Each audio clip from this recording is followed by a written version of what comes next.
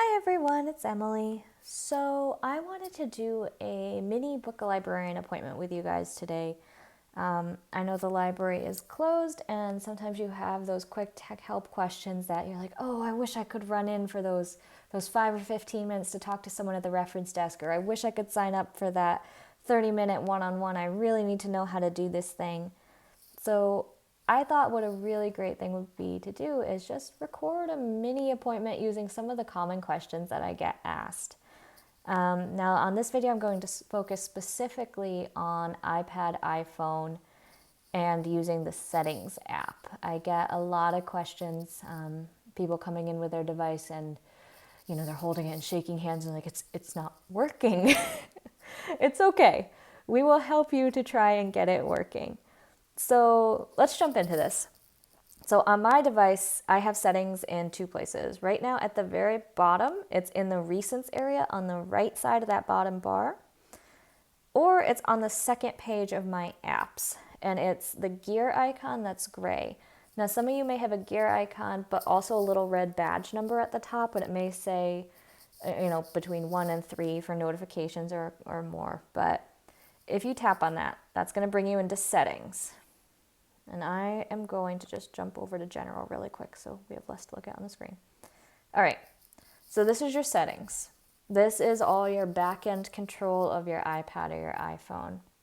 Now, if you are seeing those badge numbers pop up, they're going to show up between where it says my name on my screen, it would say your name on yours, and airplane mode. It'll have this little bar of text plus the little number that was on the home screen that you saw.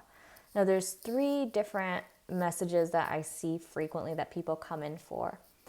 The first one is turn on two-factor authentication. So what two-factor authentication is it's an extra layer of security you can add to your device if you want to. Sometimes that means using a fingerprint ID on an iPhone or an iPad, or using Face ID. You don't have to if you don't want to. It has that there as a suggestion in case you're doing things like online banking or using your credit card on your phone or your iPad. It's just a suggestion to turn that on and make your device more secure. You have 3 options, I think. When you see that, you'll tap on it. It'll pull up an information screen about two-factor authentication. You'll have turn on, learn more, or not now. If you choose not now, it may come back later on. So don't be surprised if it does pop up again. You'll be like, but I thought I got rid of it. We just dismissed it temporarily. All right. The second notification that you may see pop up there is set up Apple Pay. Now, Apple Pay is down here under Wallet and Apple Pay. And basically what it's asking you to do is to add a credit card onto your account. You don't have to if you don't want to. Again, this is another thing exactly like two-factor authentication. It's personal preference. You do not have to if you do not want to. But if you do choose to do it, you'll go through the process of adding a credit card number, and then your shipping address, your billing address, email, and phone. And what that sets you up to do is use Apple Pay on certain websites or apps. If you are on, let's say, I'm trying to think of a website that uses one. I can't think of one right now. If you're at checkout at a certain website and you see this little box down where it says checkout, and it's either white or black and it's got a little Apple sign in it and says pay, that's Apple Pay. It means you can use the saved credit card information on your device to pay. Again, personal preference. You do not have to. Now, the third badge that pops up, and the one that is very irritating sometimes, because it also comes with this little screen that pops up in the middle of your device that says something like iCloud storage full, or iCloud storage almost full, or something to that effect. What that is talking about, it's not talking about the storage on your device itself. I'll talk about that in a second. What it's pointing you towards is how much storage space you have in iCloud. Now, Each Apple device comes with I'm just going to use the initials, 5 GB of space, of free space that you don't have to pay for on iCloud. It's like your little slice of the big Apple cloud where you can back up your phone, your pictures, the notes that you write in the little notes app on these devices. It's basically an insurance policy to make sure if either of these devices fall into a puddle tomorrow or get backed up over by a car, that when you get a new one, you can sign into your Apple ID again and all your info will be there. All your pictures will be there. Everything that you have backed up to the cloud will be there as if nothing was different. Your settings, your wallpaper, things like that. So if it is telling you that your iCloud is almost full, what you're going to want to do is tap on your name at the very top underneath where it says settings. And on this screen, you're going to tap on iCloud. Now this iPad is not the best example of this because I don't have a lot of stuff saved on it yet. If I could show you my phone, you would see a very colorful bar up here at the top showing the breakdown of music and apps and documents and mail.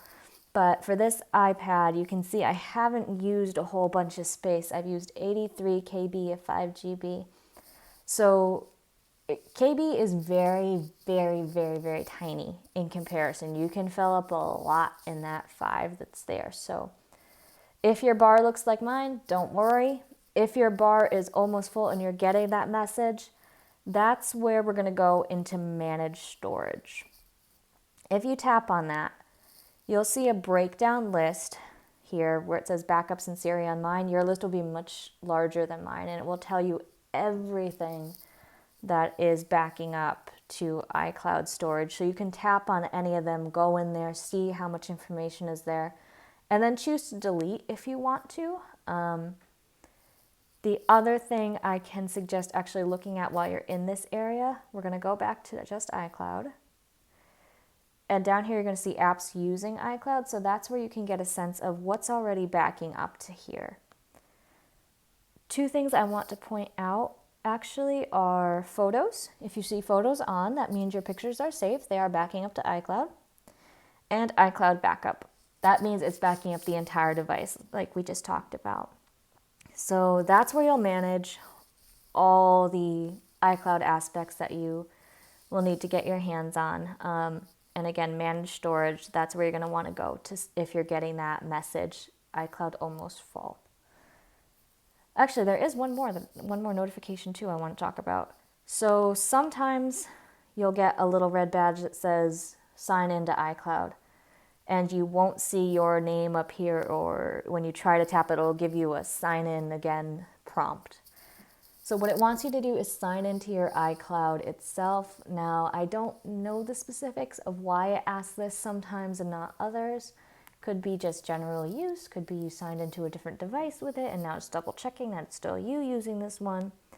But when it asks for your Apple ID, what it typically, well, not what it wants, when it asks for your Apple ID, what it wants is the quote unquote username of the account that you're using. So 9 times out of 10, the Apple ID that you're going to be using is typically your email address.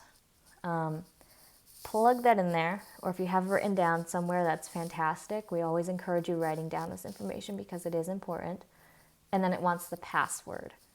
There are ways to reset your password if you don't remember it. It will take you through those prompts on that screen when it's asking you to sign in. So those are the possible badges you could get between your name and airplane mode popping up. Another place, let's actually touch on device storage. So let's say you're getting another notification instead saying device storage is almost full. That's a little different than iCloud storage. So device storage, you'll be going to General, and you're going to go to About. And here, midway down my screen now, you can see where it says Capacity and Available. If your available is very, very tiny, that means you're going to want to start deleting things off your iPad itself. Now, best practices are to delete videos. They take up a lot of space. I know it doesn't seem like they would, but they eat up bunches of space. So delete any videos that you can, and then get rid of apps that you don't use. It's just kind of a good practice to go through every now and then and delete some apps when you don't need them. So that's general. And I'm only going to do one more thing, I think, for this part here. But let's say you're using the Mail app. So down on my screen here on the bottom left side of that bar, on the right side of the bottom left, does that make sense? You see it. It looks like a little white envelope on a black background. It says on a blue background, and it says 78. That's Mail. So if you're using Mail and you're running into issues, we get this a lot. We have someone come up and they'll say, it was working yesterday, it was working last week, now things aren't coming through, or it's not sending things out. I don't know what's going on. I know I have more emails than this. The best thing you can do, and what we're going to take you through, is deleting and re-adding the account. Essentially, it's the same as turn it off and turn it back on. So to do that, you're going to go into settings again. You're going to go down to passwords and accounts. You're going to find the account itself that's causing you issues, and you're going to hit delete account. Now, I know it can seem kind of scary because you're like, well, delete. I don't want to delete my email. You are not deleting any emails in your email. You are not deleting anything associated with that account. You're just removing the account from this device. Your email lives off on the internet, not on the device itself. So we're removing your email account from this device. Once that's done, you're going to hit add account, and then tap on any of these that match your email provider. So if it ends in @gmail.com, that's Google. You have Outlook, AOL, Yahoo, other if you need other. Once you tap on one of those, it will give you this little pop-up. You'll tell it continue. And you'll sign in with your email address and your password as usual. That will re-add your account and hopefully take care of any problems that you might have been having.